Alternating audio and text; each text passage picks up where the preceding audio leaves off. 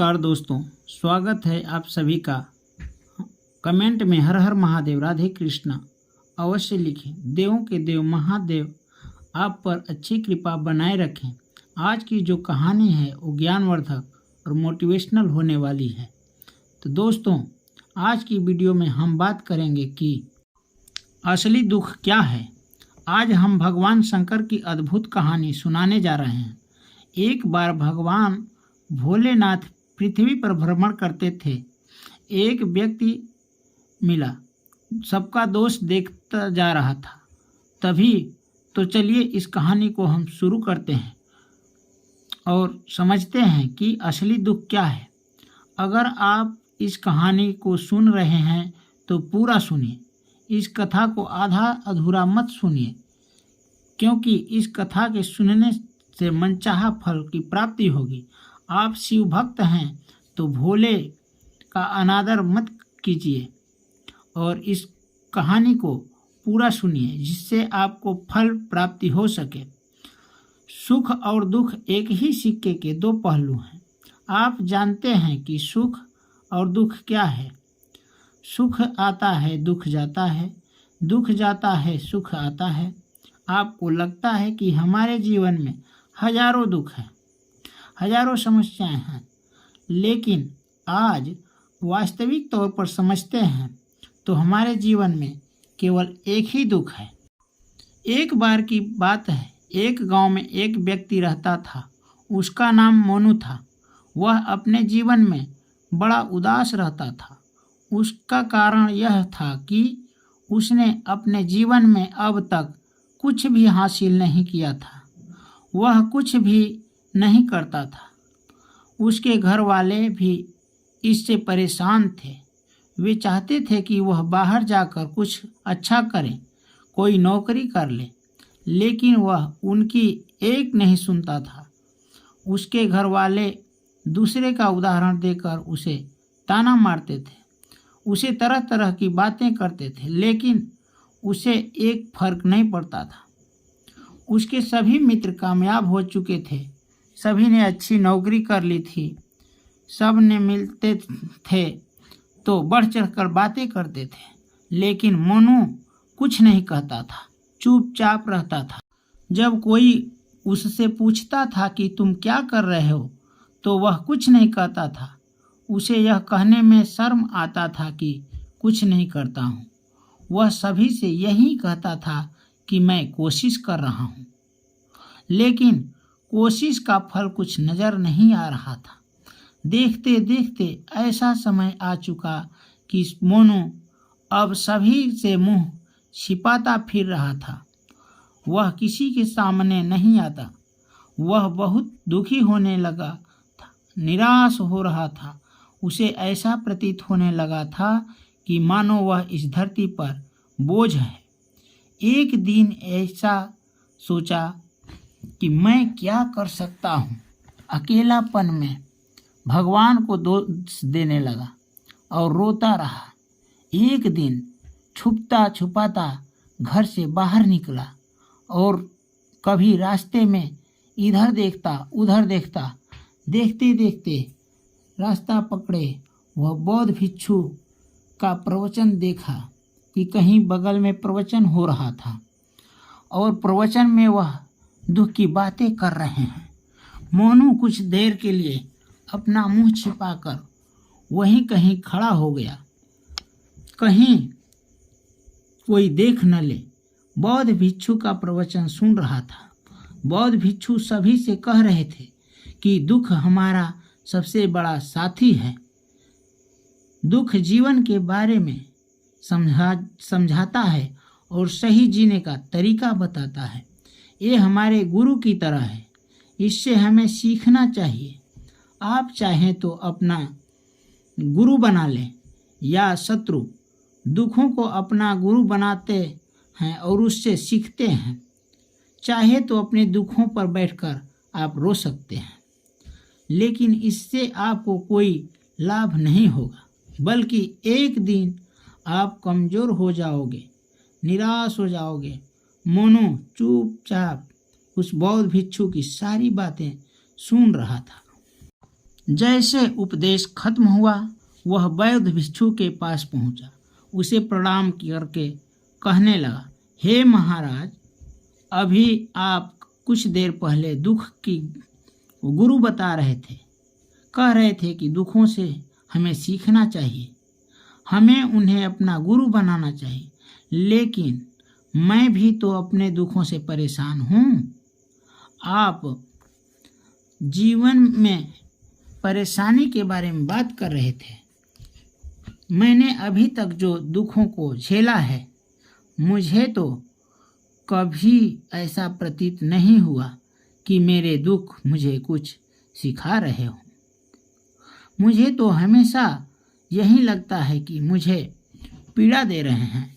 हे महात्मा, क्या आपके पास हमारे दुखों का समाधान है? मोनू की बात सुनकर वह बौद्ध भिक्षु मुस्कुराने लगे और कहने लगे, बेटा, जब तुम्हारे जीवन में कभी असली दुख आए तो मेरे पास आना, मैं इसका समाधान अवश्य बताऊंगा। उनकी बात सुनकर मोनू अचरज में पड़ गया। उसे यह समझ नहीं आ रहा था कि असली दुख क्या है। क्या अभी तक जो दुख मैंने झेले हैं, क्या वह असली दुख नहीं थे?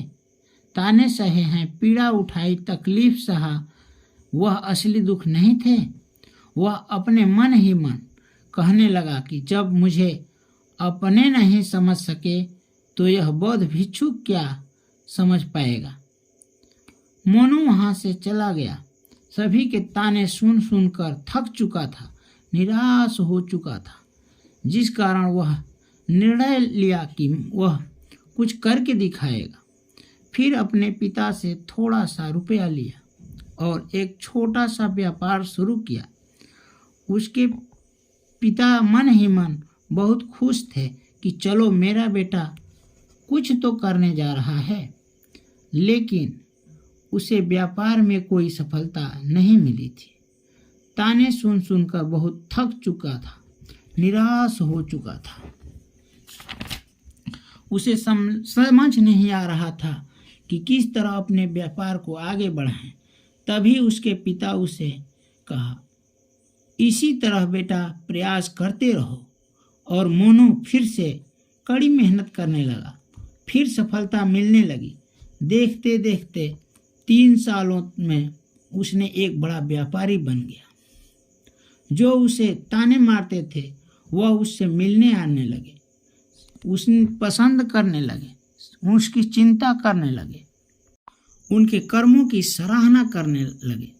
उनके माता पिता भी अपने बेटे से बहुत खुश थे। उसकी सफलता से वे अत्यंत प्रसन्न थे। धीरे धीरे मोनू भी मित्रता बढ़ाता गया। लगातार मित्रता बढ़ती गई। मोनू के मित्रों ने उसे सलाह दिया कि अपना व्यापार और तेज बढ़ाओ। इतना व्यापारी तेजी से बढ़ रहे हैं, तुम भी इतना बड़ा व्यापारी बन सकते हो। तब इस समय इतने मित्र हैं तो पूरे राज्य में बड़े बड़े व्यापारी तुमसे मिलने आएंगे। लोगों के मिलने का तांता लग जाएगा। सभी तुमसे मिलने को तरसेंगे। यहाँ तक कि राज्य का राजा भी तुमसे मिलने आएगा। समय बीतता गया। व्यापार में उन्नति के जगह घाटा होने लगा। कर्ज बढ़ गया, व्यापार नष्ट हो गया। फिर दर दर की ठोकरें खाने लगा। पिता से कहने लगा कि मेरे ऊपर ऋण है, मेरे पास रहने का घर नहीं बचा। तब पिता कहने लगे कि बेटा, मेरे पास तो एक ही घर है, यह घर मैं तुम्हें दे दूंगा तो मैं कहाँ जाऊंगा। मेरे पास और कोई वश नहीं है, इसलिए तुम अपना देख लो। मोनू का सब्र टूट गया। वह एक पहाड़ी की ओर चल गया। तब याद आया कि बौद्ध भिक्षु ने कहा था कि जब असली दुख आए तो मेरे पास आना। मोनू फिर बौद्ध भिक्षु के पास गया और बोला, हे महात्मा, असली दुख क्या है?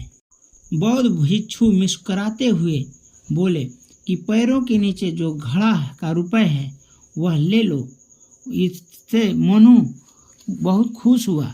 बौद्ध भिक्षु से पूछा कि जब असली दुख हमें नहीं मालूम है तो बताइए कि असली दुख क्या है।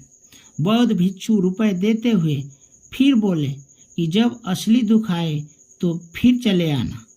मोनू फिर खुश होकर चला गया और सोचा कि चलो फिर से व्यापार करते हैं, कुछ तो राहत मिलेगी। मोनू वह रुपए ले जाकर अपने मित्रों का कर्ज चुकाया और फिर से व्यापार शुरू करने लगा। यह जीवन का दुख और सुख का संगम है। मोनू के माता पिता इस बार देहांत हो गए। इस बार मोनू को बहुत बड़ा दुख हुआ, आघात पहुंचा। वह मन ही मन सोचने लगा कि अब मैं टूट चुका हूँ, मेरा कोई सहारा नहीं है, मैं अब अकेला हो गया हूँ, अकेलापन हो चुका है। और इसके बाद उसे सब्र बधाने वाला भी कोई नहीं है।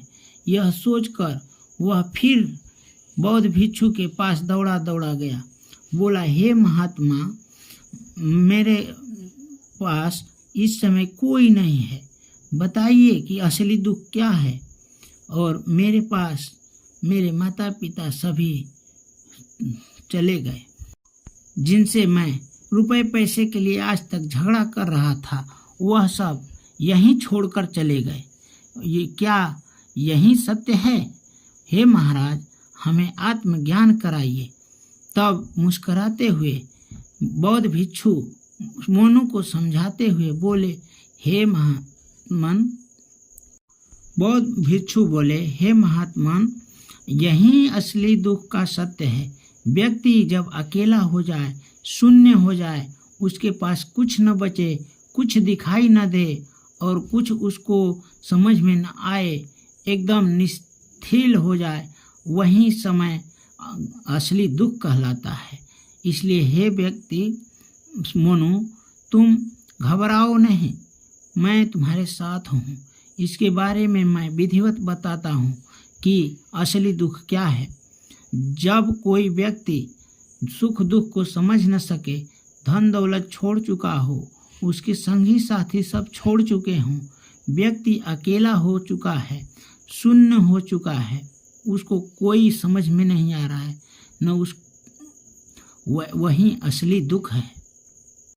व्यक्ति क्या करे, कैसे करे, कहाँ करे, क्यों करे, इसके बारे में नहीं समझ आता, तो यही असली दुख है।